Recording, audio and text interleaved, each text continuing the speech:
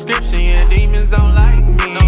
I'm on my body, moving holy nightly. Suit and tie, Bible business, keep these situations brief. Don't know what they told you, I'm a holy soldier.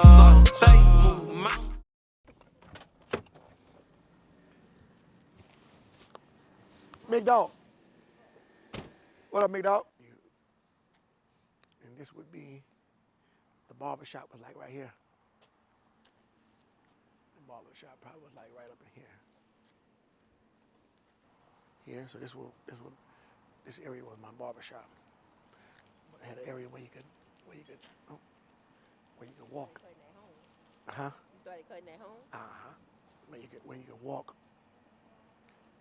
up into the house from here as well.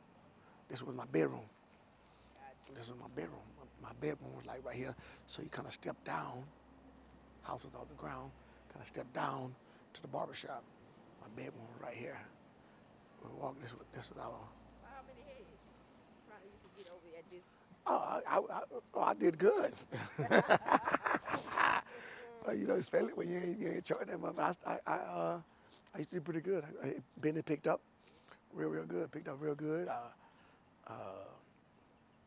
was still $7 a head here too? No, I think I was like, I want to say 5. I went from about 5. I want to say, what up with the big dog? $3 to $5 or something like that. I want to say 5. You know, charging like $5. But it was nice. I had so you step down at a barber chair. My chair was like right here. My chair probably was somewhere like right here. I had a real barber chair too, real barber chair. Oh, well, before I came to use this place, I cut up under there. Like, I said, what caused was I would cut up in here on the little stool. We took the little, it was a washroom over here. Gotcha. We had a washroom over here. Wash clothes. There was a room right here. I don't know what they used it for, but I ended up turning it into a barber shop. So I had a barber chair here. I had my station stuff right here. I had a couch. I think I had a lazy boy. I had a window here. I had a mirror on my door. And I had something just like a barber shop, real barber shop. And little studio. I had a studio. I had a studio before there was a studio. We call it up under the carport. We call it studio right now, but it was up under the carport. But they call it humble beginnings. Yeah. But that's where it went down at. That's where it all started at. Now, they're not there no more. We had barbers all around there. Lil Man used to cut on the porch right there. Lil Man was on there. Went Straight in front of the house right there. Same house right there. Lil Man started cutting down. He was cutting down the porch right there. So we used to go down there. We used to always be at Lil Man's house, cutting. Jock Butler. He like about a house or two, and Jock cut right over there. Jock, both of them probably. Jock still cutting. Lil Man probably still cutting as well. Yeah. Y'all had barbers all over. Barbers all around here. So there was our yard too. So more time we'll park on the side of the road right here. And park all the way down here. Yeah, I wish one of my, I guess we all have desires. I hope and pray that the Lord bless me. I would love to put our home back up. Oh, that'd be cool. Yeah, I would love to. Yeah, like a model, it's just, I try to make it like it was. Yeah. I haven't done it lately, but I've always dreamed about this property. What's so special about it? Like, I don't know. I have no idea. Maybe I don't know. Maybe it's where the making took place. I don't know. I have no idea, but I would love to re-put our house how I envision it. I put it back up. My word to anybody is, it's not where you start. I think you have to appreciate if you despise where you are, most of the time you're not grateful and thankful for where you are. So you got to learn to appreciate where you are. I appreciate where I was, and I had it set up just like a barbershop. So I appreciate where I don't despise. I don't feel shame about where I started. None of that. I ain't got none of that. I love where I started. And I love it because it's your foundation. Give you a foundation, and your past makes you who you are today. And so I'm grateful. I'm thankful. You know, I have no regrets. You know, I love it. I love the process. Love the journey. You know, love the journey. But this is where I started. So I started cutting hair. I started cutting. Got my first haircut. I think I messed my first one up. First haircut I ever cut. I think What the cut was? the kind of cut you mean? Yeah. Yeah, it's probably just a regular fade, but you just cut it down and hair go different ways. And I was taught if you just go against the grain, or just put a 2 on it or something and cut. But people hair swirl, and all of a sudden, you hit it. Okay, well, no, now I got a little spot. I got to try to figure out how to get the spot out. Yeah. You know, but thank God, and thank God for every person that even trusted you to get in their hair, knowing you're not that good. So guess what? Somebody got to give you a chance. Right. Somebody got to believe in you. So thank God for everybody, every person that believed in me, trusted me to give them a haircut. You know, and even when you didn't get it right, they came back again. Yeah, so somebody got to trust you. You know, somebody got to trust you. So thank God for it. That's why it's humble beginnings. Because somebody, no matter how good you are now, you wasn't always like that. You wasn't always that good. Yeah. Somebody had to stick with you through your process and through your struggles and not getting it right. You know. So thank God for it. I would say a lesson, but something I learned is work hard. You know, how to work hard, how to take where you are and maximize where you are, and put your all into where you are, because what you're doing probably is sowing seeds, and the harvest come later.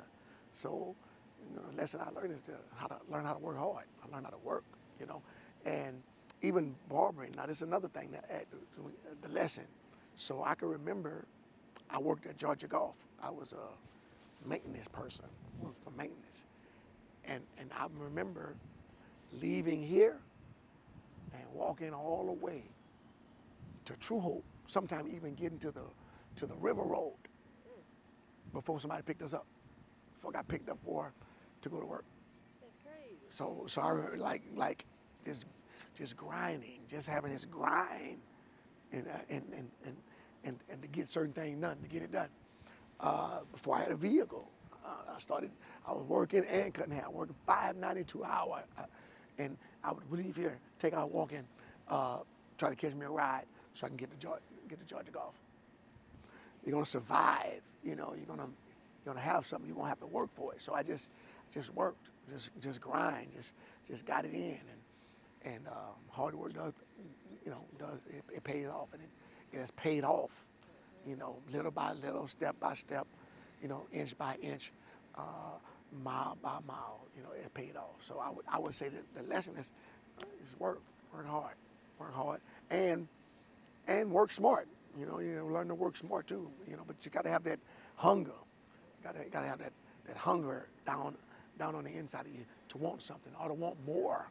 You know, and again, not to despise where you are. 'Cause I mean, where I was good. You know, I was good because I was growing. I didn't look at all the negative aspect. I just looked at what I was doing. I'm growing. All right, how you making it, bro? Oh yeah. Yeah. So, yeah, that was a lesson for it, as a personal lesson, to keep grinding at it, keep grinding. Yeah.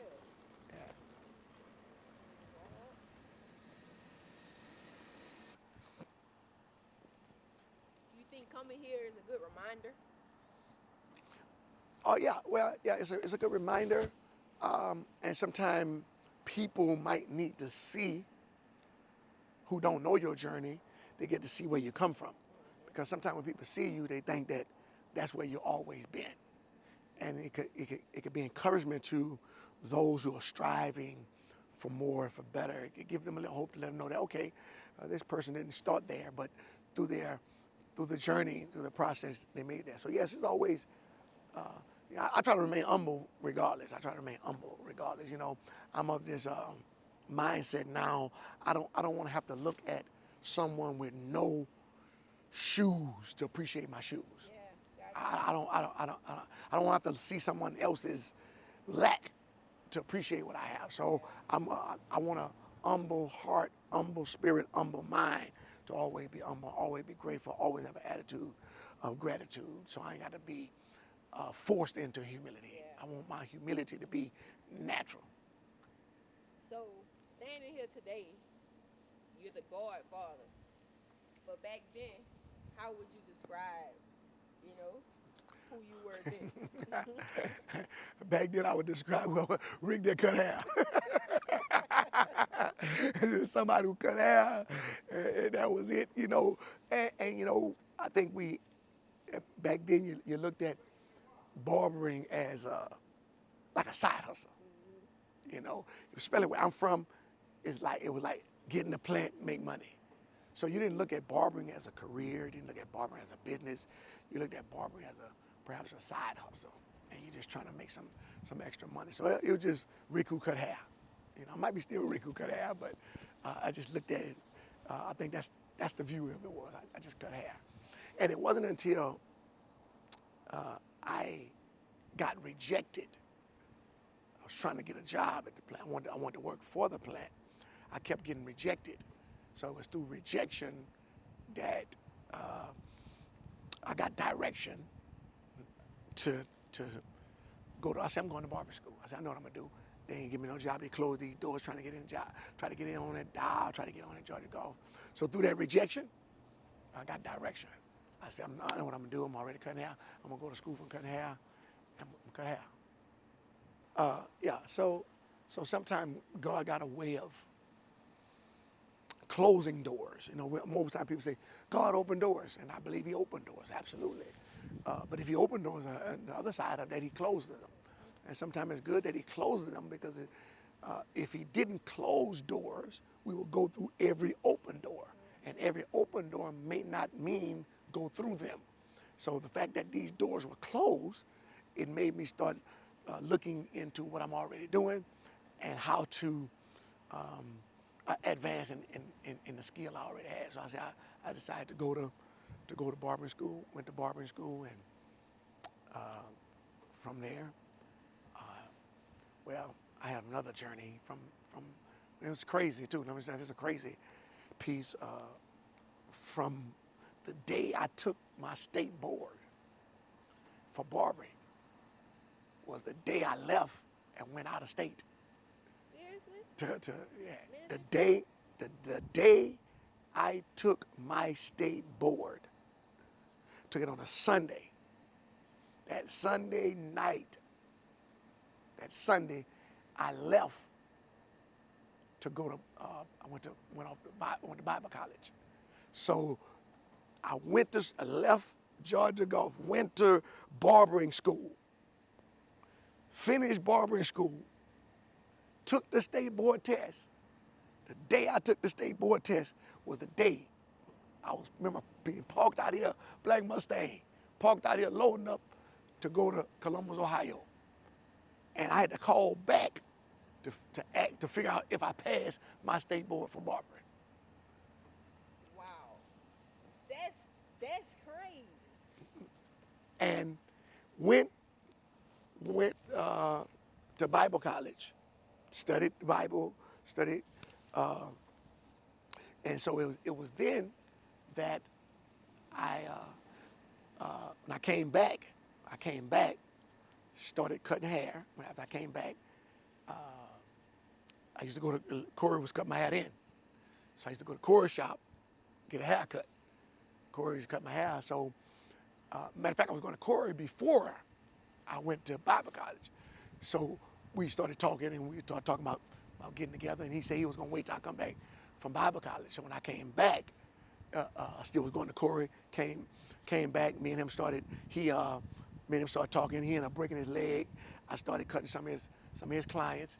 He and I started riding around, looking for a place that he and I could come together for a shop. And we ended up finding a place. Found a place on the Bellevue. About to get that place. Had agreed to get that place. And this was, of course, this was over 30 years ago now I'm talking about. Agreed to get that place. Now that place was, I'm giving a lot of, so agreed to get that place on the Bellevue. I think the guy wanted $300 a month. He told us he was going to go about $600 a month. We agreed to get that place. In the process, all this is talking about how God directs you, right? Agreed to get that place. In the process of getting that place, we knew that there was a barbershop, Miss Singleton, James Singleton. We went to them to see if they had some furniture that we could put in the place. So we talked to Miss Singleton, God bless her soul. That's a beautiful woman, God bless her soul. Miss Singleton. Went to her. And when we sat down with her, she said we could rent her place. And she rent her place, of course, for cheaper than what we're going to get at Pills Bellevue. And so we told her, that's where we're going to go. Yeah. And me and Corey went to the place on the Bellevue. We left the place on the Bellevue, went to the place on LA1, barbershop on LA1, and we stayed there for about 20-something years. We stayed at that location, he and I, and from there, we kept on going. Building barbering came, matter of fact, to be honest, I left the job. So I worked up there when I went to Columbus, Ohio, but I was working in the pit of hell, so I had to stop working. I had to stop working. So when I came home, I probably came home with, if I had $200, I probably came home broke with nothing. I came from Bible college because I wasn't working up there. I had enough money saved up to pay for the college and the room and board where I was at. Then I ended up getting an apartment and stuff. I started working a little bit, but when I came home, I ain't come home with nothing. Yeah. I ain't come home with nothing. So it was like all or nothing. I ain't come home. When I came back, I ain't had money for like stocked up or nothing like that. You know, my parents had this home here, so I came back home and that's when I fixed this up for, you know, well, it was already here, but I mean, I started really pursuing cutting hair as a profession because I had my license, so I started pursuing the barbering industry. Corey had his too? Yeah, he had his license before me. Gotcha. Yeah. Matter of fact, when I went into school, he was coming out of school. Coming out. Yeah, Gotcha. yeah. Dang, that's what's up. Yeah, we go to the You side. good? Yeah. That's enough, or you need? Are you? No, we good right here. Okay. Of course, this is where it all went down. This is where it all began. Precision cuts. Yeah, this is where it all began. Let me see this. Can I still? Y'all had the name here, Precision Cuts. Yeah, Precision Cuts. We came up with the name Precision Cuts. Just thought it would be more universal. We could have named it. If it's nappy, we'll snap it. We could have named it. But we decided to go with Precision Cuts, kind of universal, and it could carry a brand of perfecting the haircuts. Precision Cuts, but also trying to be precision about the business as well. So this was a plexiglass. Of course, this is a plexiglass why I brought it up. Corey station was right here. You walk in the door here, Corey station here. The seating was along the wall here. I had a fireplace in the middle. I was on the other side of the fireplace, toward the back wall, on the back wall. My station was facing this way. Corey's station was facing this way. There was a bathroom in the back and a kitchen area because this was a home. Gotcha. This was the home thing. The front was the barbershop Mr. Singleton and his wife. I think the next room was the bedroom, and the other room was the kitchen and the bathroom. So we got it. We just tore the wall down and made it all open, but left the fireplace in the middle. And Corey Kitts, shout out to Corey Kitts. He remodeled the place for us. He totally, well, shout out to him. Rest in peace to him. And he remodeled it, fixed it all up. It was gray on the inside, and it's where it all began. It's where that was the start of our Corey and I business over 30 years ago. So, the atmosphere of this shop. The atmosphere of this shop was crazy, if you will. I think we came at the right time when you look at this community. Like, we had people like Jackie, Larry, you know, you had people like Kinfolk, Mr. Dan Dawson, others. Hopefully, I might miss a couple people. I don't want to miss anybody, but you know, we had other people. For shops is concerned, you know, older barbers. Those were older barbers, and we gleaned a lot from them, for as sitting down with some of them, going to these shops and gleaning from them, just through observation. We being young, so we talk about 30 years ago. Look at 30 years ago. So we were early 20s. So we were in our early 20s, opening up our own shop, like kind of unheard of. So I'm 54 now. So like 23 years old, me and Corey having our own shop. So we young men, right? And all of a sudden, being on the highway here, a lot of people started coming. We already had business, you know, with he cutting over the bar, I'm cutting the seam over here. So we already had clients. But coming here and being more in the public, because Plaquemine, you know, perhaps at the time didn't have young barbers. So now we got some young barbers in business. We did have barbers, people cutting hair, but just opened up a business, like you know, licensed barber and stuff like that. And I don't want to. People started coming, you know, because people wanted a shop atmosphere. People wanted a place they can go get a haircut, and they wanted a place where they can come and the barber is there. And so we heard the complaints of the community, and we try to. What we did was, one of the things we did was, we took the complaints of the community, and we tried to make sure we wasn't doing the same thing. So if the complaint was, when they go to barbers, they're not there. I don't think it ever been a time. Now, I don't want to say it hasn't been ever, but that Corey and I wasn't here. If you came here, one of us was going to be here, because we tried to solve that problem. So when you think about opening up a business, supply and demand, right? Free enterprise, supply and demand. So what is the demand? What is the need? And can you supply it? So we want to make sure, if nothing else, we here. We here. That's good. And I think we did that. So it wasn't appointments then? No, it was straight walk-ins.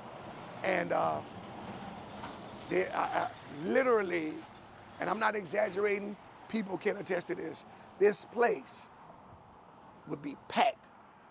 And so many, I mean, cars all over the place. And people would say they didn't even come here because of how packed it was. Right. Yeah, and so God really blessed us. It was straight walk-ins. And I can remember, and Corey could attest to this as well, that we would come here before the sun came up, and leave the sun going out. Yeah, From dark to dark. Literally cutting hair. We used to cut hair, eat, and stand up. Because just trying to accommodate. Trying to accommodate. so, like the last spot. Lesson. This is where okay, go ahead. No, what you gonna say? This is where our business, I would say, increased. Gotcha. It was this spot here where we saw growth. Where we saw growth for its clientele. This is where we saw growth at. And again, I would accredit some of that to coming into the business at the right time. Gotcha. At the right time. For the community is concerned, we came at the right time. We're young. It's not many young barbers in the business. We came at the right time. So when y'all made it here, like, did you think this was it? Yes, I would say yes. My initial answer would be yes. I didn't have just future sight. I just was going at the moment, just going. Like I said, when we opened up, it's about providing for our family. It wasn't, hey, this is what God gave us. We cutting hair. This the place we got. Just providing for the family. As the years progress, then you want ownership, right? You want to own. You own the business, but you don't own the property. So you want to own the property as well. So in having that mindset of ownership, you want to look to buy. You want to look to buy the building or buy some other land so you can own, and then you give it a whole lot more flexibility because you're the business, but you want to own the property that you're in as well, so you can basically do whatever you want to do with that piece of property. So, what is something here that you take with you now still? A lesson, something that you learned from this whole building that was instilled in you here from there to here to where you at now? Yeah. I always said that me and Corey, we are businessmen. We're barbers, but we're businessmen. So I learned business. I learned how to do business. And that carries us everywhere. I would say learn business. We learned the business of it, the business aspect of barbering. Now you got a light bill, you got rent, you got insurance, or you got to also take care of your clients. You got to take care of your supplies. I just learned. I learned business. One lesson I learned was business, how to take care of business, how also treat people. I think the culture of precision cuts is family. Yeah. It's family. We family over here, and I think that's something we've learned how to make it like a family, and everybody feel like a family. Because one thing, like people would drop their kids off here, go to Baton Rouge. They knew they had time because they had a lot of people in front of them. Right. So we would feed them breakfast and feed them lunch. So it was family. I learned family, having a family culture. I learned business. I be a business, how to be professional. We came in and being professional, but it actually taught you how to be professional and operate from a professional perspective and not just winging it. Not just trying to wing everything. Even though we did have to learn some things on our own as we go, but because we went and sat down with older barbers, like we went to Baton Rouge, Corey and I, we went to Caucasian shops, we went and talked to people, wasn't afraid to get the game from them, even if they didn't want to give it to us. If I ask you a question, 9 times out of 10, people gonna answer you. And so we was able to get the game. I think, and that's one thing we learned over here, just how to be businessmen. I know it ain't the practical stuff, but traffic now. Oh yeah. And I know you believe you in the heart of Blackman, what the new shop, What about then? Like, would you say this was a good spot, like location wise? I would say it was the perfect spot. Yeah. I said the perfect because we got north and south here. Right. We got north and south traffic in front of the shop, so it was a perfect spot, easy to find. But again, it became our place of building. So now when you built, you can basically go anywhere. Yeah. So it definitely was a place of building. I mean, high traffic. We got the spot over there that always went. We got Jube over there. Shout out Jube. We've been knowing about Jube for a long time, Jube. And this block, to be honest with you, now it was a crawfish shop right there. Will and Chris had the crawfish shop right there, and the snowball stand. Yeah. So the snowball stand, crawfish shop, barbershop. Right. This was lit. One-stop shop. They were lit. There was cars all over at this spot. Perfect spot. Again, north and south traffic. Perfect. It was the place where we grew. White Castle. People come from that area to the barbershop. People coming from Plymouth. People come from West Baton Rouge. Coming to the barbershop. Stay right down there. Might need to give me a shot of you.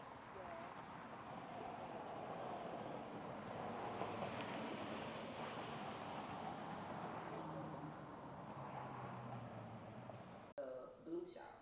Like, did you feel that was it? So I asked you again, like, sitting here at the new location of Precision Cuts, do you think this is it? I don't know.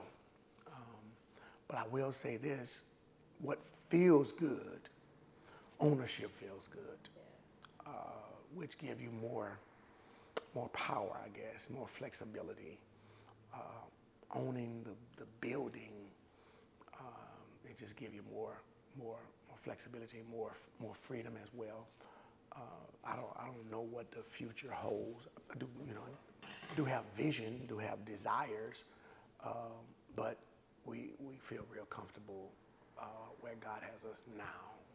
Even if we don't expand, I mean, I feel God has given us a good run, and very grateful, appreciative of the run that God has given us, and perhaps, and I do believe there's still yet more ground to cover. What that ground look like, I don't know, but we are definitely comfortable with what God has given us. And the beauty of this, like when we left, let me show you how good God is, I guess. When we left renting, we was renting, the rent had went up to $400. So we was renting the blue shop for $400 a month rent. And $200 from me and $200 from Corey. When we moved to this building, and we was buying, the mortgage was $500 a month. Yeah. So Right. we only increased $100 more for ownership. Yeah. Sometimes it can scare people. Ownership can scare people, but you don't really know how much favor you're gonna get. You don't know, so you just gotta be willing to step out sometime. So $400 for rent, $500 for ownership.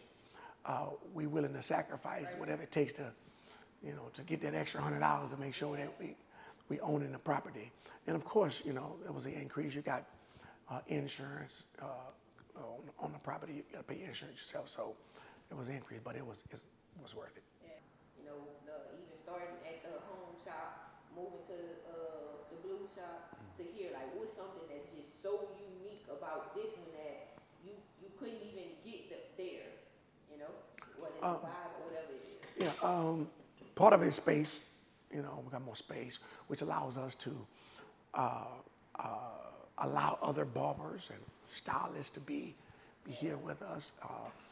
We always felt that we was blessed to be a blessing, to be able to bless other people so that they could provide for their families.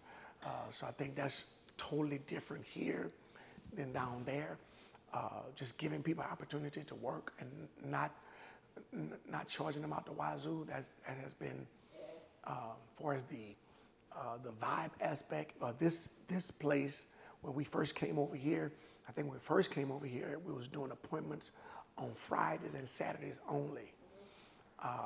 So it got it started getting a little hectic as well for the increase in the volume of people. Right before COVID, we started going to appointments every day. So part of that difference is that we're on appointments, which I love it because you only can cut one head at a time anyway. So you can have a shop full of people, only one person in a chair. So it can be deceptive. Oh, they already got a lot of people. You got a lot of people, but you're only cutting, one client at a time. So appointments, people are more, they're concerned about their time. And so appointments, especially if you run your appointments on schedule, you get people in and out the shop, they can do other things. I remember at the old shop, people wait 4 hours for a 30-minute haircut. It's a lot of things they could have been doing. Even though the vibe or the atmosphere was on and popping. We still have that here.